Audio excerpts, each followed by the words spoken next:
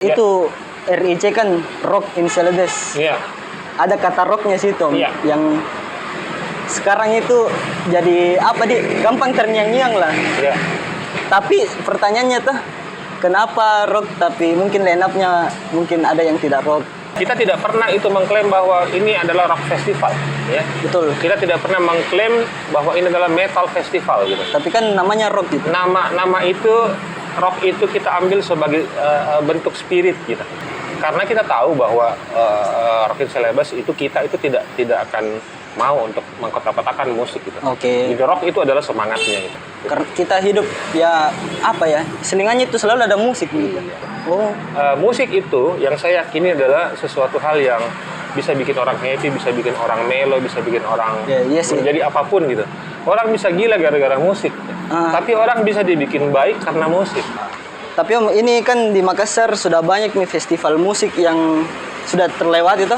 Ya. Pernah datang terus lihat kayak ada suatu konsep yang mungkin apa ya dibilang ngikuti kah atau apakah? Masalahnya sebenarnya adalah kalau saya memainkan band ini apa yang bisa saya dapat selain keuntungan materi, terus moral apa yang saya bisa bagi. Kalau uang mungkin semua orang bisa. Banyak jelas. Iya, banyak, fasilitas banyak. Tapi kalau orang mau kehilangan energi untuk bikin festival musik, itu juga belum tentu semua orang mau. Effortnya itu yang harus itu, diperhitungkan. Ya. Bagaimana enaknya itu kalau kita punya tanda kutip ya, keuntungan gitu. Untung itu bukan hanya masalah uang gitu. Uang bisa habis, tapi teman tidak bisa dibeli. Wow.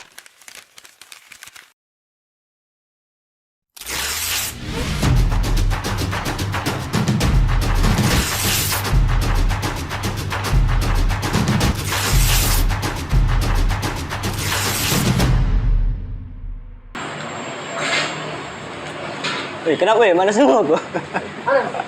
Halo semuanya, kembali lagi ke Niatal episode 8 bersama saya Delman Fadil Mandala dan samping saya mungkin siapa?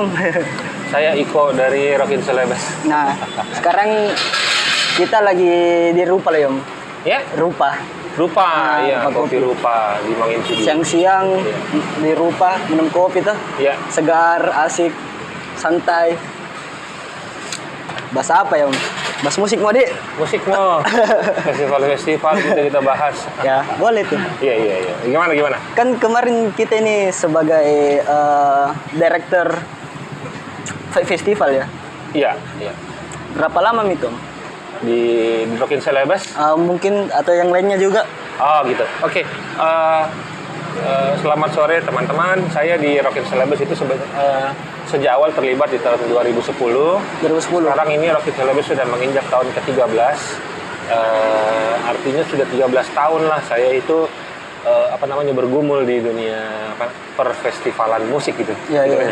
Tapi sebelum Rock in Celebes pertama 2010 memang saya sudah beberapa kali bikin musik fest gitu kan. Ada berapa banyak kira-kira tuh?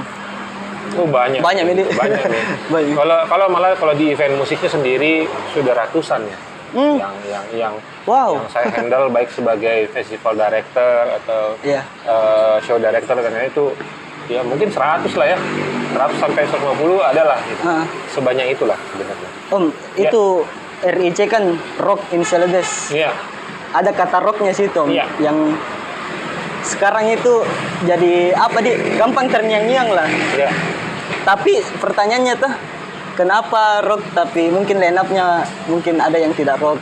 Okay. Adakah yang seperti itu? Ini sebenarnya pertanyaan yang setiap hari juga kita dapat, bukan cuma di RIC. Mungkin bisa dijelaskan. Saya dan teman-teman juga dapat seperti itu. Nah, sejak pertama kali 2010, sejak pertama kali kita bikin Rock in Celebes pertama, itu kita tidak pernah itu mengklaim bahwa ini adalah rock festival, ya. Betul. Kita tidak pernah mengklaim bahwa ini adalah metal festival gitu. Tapi kan namanya rock gitu. Nama itu rock itu kita ambil sebagai bentuk spirit kita. Bentuk spiritnya kita gitu. Kalau kita ambil mungkin kalau kita ambil Makassar Pop Festival dibanding atau Pop Celebes atau Rock in Celebes, kira-kira bagus mana gitu? Ya, gitu. Nah, sebenarnya. Jadi itu rock sebenarnya itu spiritnya, itu mewakili spirit gitu. Karena kita tahu bahwa Rock in Celebes itu kita itu tidak akan mau untuk mengkotak-kotakan musik gitu. Oke. Jadi rock itu adalah semangatnya gitu. Nah, itu memang kejadian di tahun-tahun awal itu memang line up kita banyak musisi metalnya gitu. Tapi sebenarnya itu lebih kita mengikuti tren. Pada saat itu. Ya. Nah, ini menjadi sesuatu yang banyak dibicarakan pada saat kita pertama kali mengundang almarhum apa namanya, Stephen ya. Yang mana itu? Stephen James. Oh, iya. Ya, Stephen and Coconut Trees kan almarhum, Tepeng. Itu menjadi sebuah berita yang ya buat sebagian orang malah menjadi bahan olok-olokan ya. Katanya rock gitu, tapi musisi reggae juga main. Nah, mulai itu juga kita selalu meluruskan ini berita bahwa Rock in Celebes adalah semangat. Rock itu spirit gitu, bukan batunya gitu ya. Kita ini orang-orang rewa, orang-orang kuat di Makassar dan harus kuat seperti batu. Celebes namanya Celebes. Ya. Celebes itu karena keren gitu kalau Celebes gitu. Ada spirit apa namanya yang lebih besar, bukan cuma Makassar. Ya betul. Ya. Makanya di tahun 2015 itu kita keliling Sulawesi. Terus tujuan tak terjun di industri ini, apalagi termasuk ini tuh musik. Ya. Apa itu? Sebenarnya saya ini kayak terperangkap nih di gua gitu. Terperangkap kan di suatu hal yang saya tidak bisa kemana-mana. Gitu. Karena nyaman kah tuh? Sebenarnya bukan karena nyaman, karena tantangannya banyak. Gitu. Musik itu yang saya yakini adalah sesuatu hal yang bisa bikin orang happy, bisa bikin orang melo, bisa bikin orang menjadi apapun gitu. Orang bisa gila gara-gara musik. Tapi orang bisa dibikin baik karena musik. Artinya musik itu adalah hal yang tidak bisa kita ukur gitu. Tidak ada patronnya, tidak ada levelnya. Musik adalah musik itu sendiri gitu. Saya itu terjun ke tanda kutip ya, mengurusi musik itu juga kalau bisa dibilang sudah 25 tahun lebih gitu. Mulai dari menjadi penulis berita musik, terus masuk ke radio sebagai musik director, terus saya menjadi festival director di beberapa festival, saya bikin festival musik, saya terlibat di RIC dan lain-lain. Ini semua karena murni kecintaan saya sama musik gitu. Dan saya juga bisa menanyakan kepada kita bahwa kita di sini duduk berdua karena musik kan? Iya sih. Itu dia. Karena kita hidup ya apa ya, selingannya itu selalu ada musik gitu. Gitu. Iya. Musik bisa bikin orang happy sampai bikin orang melo, itu semuanya di musik. Semuanya ada nih. Tapi Om, ini kan di Makassar sudah banyak nih festival musik yang sudah terlewat itu. Ya. Pernah datang terus lihat kayak ada suatu konsep yang mungkin apa ya, dibilang ngikuti kah atau apakah, atau yang menurut tidak bagus atau bagaimana? Maksudnya itu mungkin di festival selama tahun ini ya. Begitulah. Sebenarnya kita sebagai anak Makassar harus bangga gitu. Karena Makassar termasuk salah satu kota dengan populasi penduduk musik yang paling hebat di seluruh Indonesia. Paling musik ya gitu. Nah, data dari Kementerian Ekraf itu juga saya pernah baca bahwa memang di tahun ini kita punya event itu lebih banyak dari Bandung malah. Bandung itu industrinya lebih maju gitu, tapi kita eventnya lebih banyak. Nah, tahun ini banyak sekali kita dapati, dan saya juga menghadiri beberapa musik festival yang dibikin oleh teman-teman adik-adik saya gitu. Saya menghargai spiritnya mereka, karena saya menghargai mereka mau melakukan sesuatu untuk mengembangkan skena dan berupaya membangun kota gitu. Karena di Rock in Celebes kita berupaya membangun kota lewat musik gitu. Kita membangun kota lewat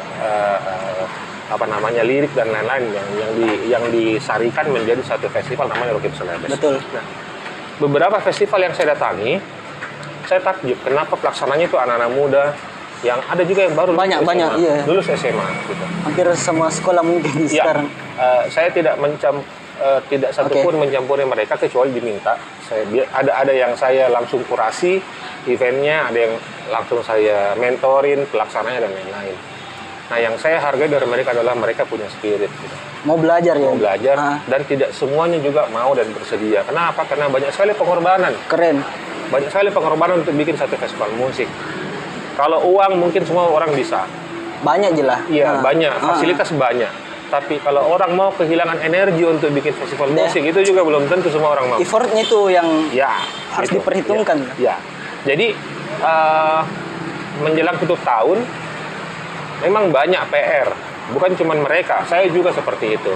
Saya malah sebenarnya menuntut kepada mereka untuk membuat event itu menjadi kebiasaan.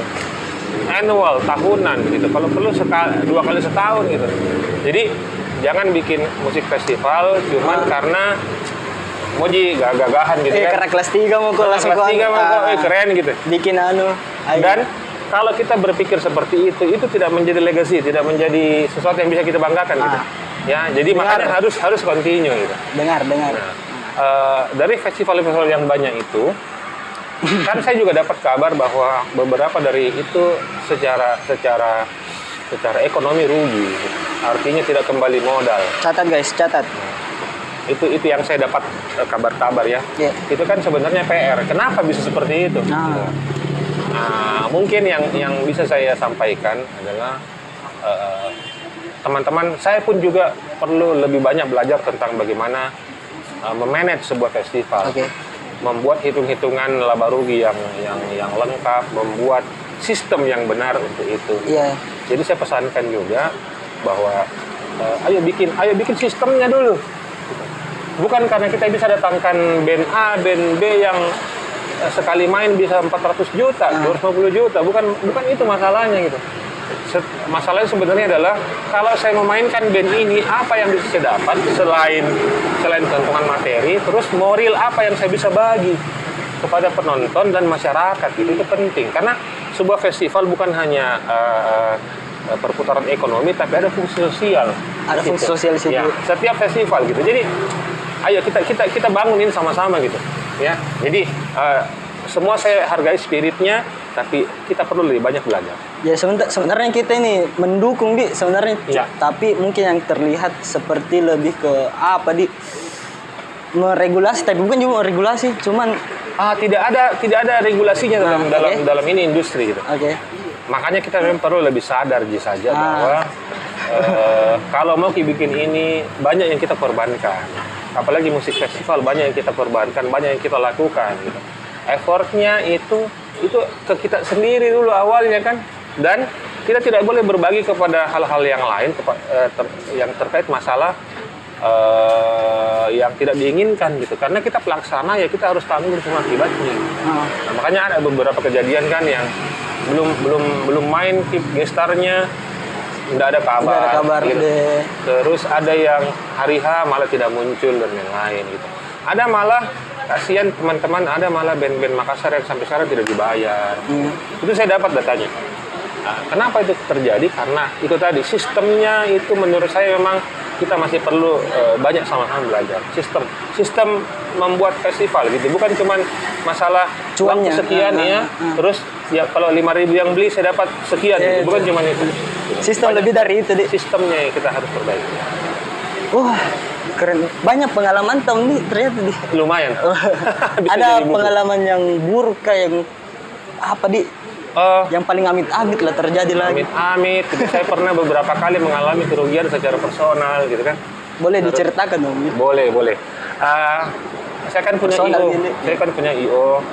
Terus di tahun 2000, masuk tahun 2000 kita itu punya kewajiban luar biasa besarnya gitu. Saya waktu itu mikir gitu, saya nanti mau makan apa? Di usia saya waktu itu mungkin seusia teman-teman semua sudah punya utang gitu, tidak punya kerjaan. Tapi saya selalu fight sama diriku gitu bahwa apa yang kita pilih, jalan apa yang kita pilih harusnya kita serius sih. Gitu.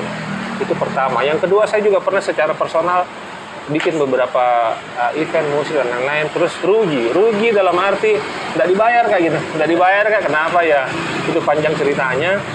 Tapi yang tadi saya bilang, pada saat kita mengalami kerugian kan kita tidak bilang, tanggung dulu rugi 100 juta ini gitu, uangmu dulu, kan nggak mungkin seperti itu. Kita harus ambil responsibility atas apa yang kita lakukan ya. Nah, pengalaman itu menjadikan insya Allah menjadikan saya lebih kuat gitu, bahwa kalau ada yang bagus, kalau ada hasil yang baik, saya anggap itu bonus gitu. Tapi ini juga pelajaran buat semua teman-teman pelaksana event musik festival untuk kemungkinan terburuk. Harus begitu ya, itu dia. Kemudian terburuknya rugi, tidak kembali uang, melayang banyak resikonya. Banyak mobil dan lain-lain, putus sama pacar dan lain banyak itu pasti kejadian gitu. Makanya butuh sistem yang lebih bagus. Dan saya membuka diri untuk teman-teman siapapun mau pensi, ayo kita kolaborasi. Mumpung banyak pengalamannya tuh. Iya. Bisa dibantu apa segala macam. Sangat terbuka saya. Nah Kak, selain pengalaman mungkin ada juga kenalan tak Kak? Apa yang bisa buat terus sebuah konsep itu berhasil? Dari festival ke dari apa? Ya, festival itu harus punya konsep yang jelas. Kayak gini, festival harus jelas siapa yang kita tuju, kita jualnya kemana, terus berapa kita bisa berharap tiket masuk dan lain-lain. Itu semuanya dalam konsep. Dari konsep akan muncullah anggaran, akan muncul strategi, akan muncul namanya promosi dan lain-lain. Saya juga pesan kepada teman-teman, kalau kita bikin festival, post promotion untuk mempromosikan itu tidak boleh juga disepelekan gitu. Kadang itu dianggap bahwa cukup nih mulut ke mulut dan lain-lain, tidak bisa gitu. Harus kencang nih. Harus kencang memang gitu. Jadi kita harus berpikir bahwa makin banyak yang tahu acara aku, festival aku, makin besar kemungkinan dapat ke uang gitu. Bagaimana caranya banyak orang tahu kalau kita sedikit sekali berpromosi. Nah, jadi tadi yang saya bilang dari konsep turun konsepnya, ada promosinya, bagaimana strategi marketingnya, strategi ininya, panjang sekali. Kalau diurut satu-satu kan panjang sekali. Tapi dengan konsep yang jelas di awal, di atas, ini yang dibawa bisa ngikut dengan baik kalau kita mengkonsepnya lebih teratur. Capek ternyata capek. Banyak bukan hal sepele itu mendirect ternyata. Iya, kita mendirect itu kan mengatur manajemennya bagaimana. Iya. Wow. Jadi kalau kayak saya juga show director, punya show manajemen. Kalau kita mendirect festival, ya bukan cuman kita mengatur bahwa band ini naik, bukan gitu. Kita harus mengatur semuanya, sound system, lighting, tampilan visual dan lain, kita itu harus direct gitu. Makanya seninya besar sekali gitu. Itu bikin saya tertarik gitu. Nah kan tadi Tom tentang apanya tantangannya, kesusahannya, bisa bagi pengalaman yang bahagia. Versi bahagianya lagi nih. Saya itu pengalamanku itu ya, kalau bikin acara apalagi festival musik yang berhubungan sama musik lah, selalu itu kalau rugi pasti banyak, kalau untung pasti sedikit. Begitu sih. Yang saya alami seperti itu. Artinya apa? Disuruh nggak selalu bersyukur gitu sama Allah gitu. Bersyukur kok gitu ya. Bahwa tidak semuanya orang dikasih kesempatan untuk itu gitu. Oke. Jadi kalau berbagi yang enak-enaknya, saya selalu itu tanamkan diriku bahwa saya senang punya teman baru. Dalam sebuah festival saya akan berkenalan dengan 100 orang yang baru. Nah, itu yang paling bisa saya share teman-teman. Bagaimana enaknya itu kalau kita punya tanda kutip ya, keuntungan gitu. Untung itu bukan hanya masalah uang gitu. Uang bisa habis tapi teman tidak bisa dibeli. Wow. Ya. Wow. Gitu. Catat juga. Uang bisa habis, teman tidak bisa dibeli. Oke lah kalau begitu. Mungkin ada pesan-pesan Tom untuk teman-teman yang mau ikut ke industri ini mungkin? Oke. Yang pertama, nggak boleh cintain industri setengah-setengah gitu. Saya pesan kalau mau cari uang jangan jadi IO, jangan jadi promotor, jangan bikin festival musik gitu. Kalau mau cari uang dagang Ki. Betul. Ya, jual apa kan temannya. Kalau mau cari teman, cari relasi, cari rezeki yang lebih sosial. Yang ini ya di sini tempatnya gitu. Karena berbaur Ki. Terus kedua enak sekali Ki gitu. Nggak perlu jadi orang yang punya penampilan wah gitu untuk diterima. Selama kita membuka tangan tak lebar-lebar, berteman sama siapa saja, kasih solusi kalau ada orang yang kesulitan. Kasih pandangan terhadap orang yang membutuhkan. Saya rasa itu yang saya alami dan itu mungkin teman-teman bisa praktekkan gitu. Kalau mau di industri ini ya harus seperti itu. Harus open mind. Sebenarnya banyak sekali tantangannya. Iya. Mungkin itu judul dari episode 8 kali ini. Rupain aja. Segar minumannya. Dah, see you.